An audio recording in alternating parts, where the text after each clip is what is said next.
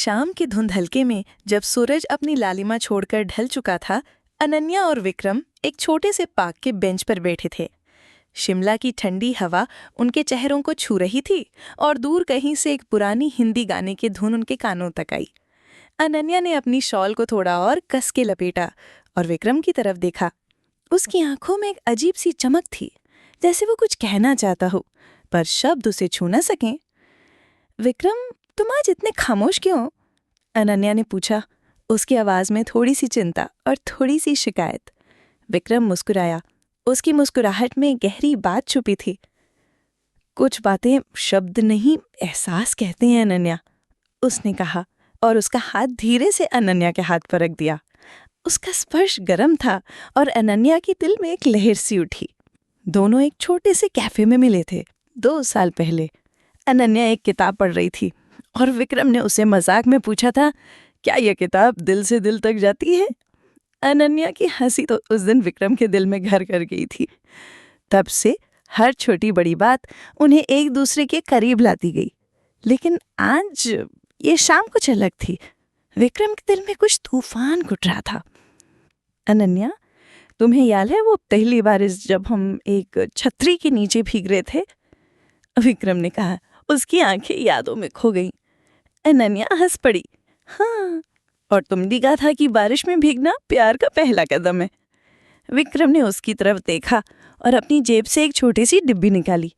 अनन्या का दिल जोर से धड़का। ये क्या है विक्रम? उसने पूछा, उसकी आवाज में उत्तेजना और घबराहट।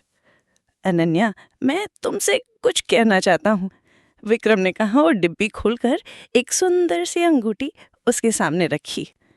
तुम मेरी जिंदगी का वो गीत हो जो मैं हर रोज गुनगुनाता हूँ। क्या तुम मेरी जिंदगी का हिस्सा बनोगे हमेशा के लिए?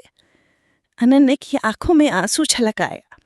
उसने विक्रम के चेहरे को देखा जिसमें प्यार, उम्मीद और थोड़ी सी घबराहट थी। उसने धीरे से अंगूठी को छुआ और फिर विक्रम के गले लग गई।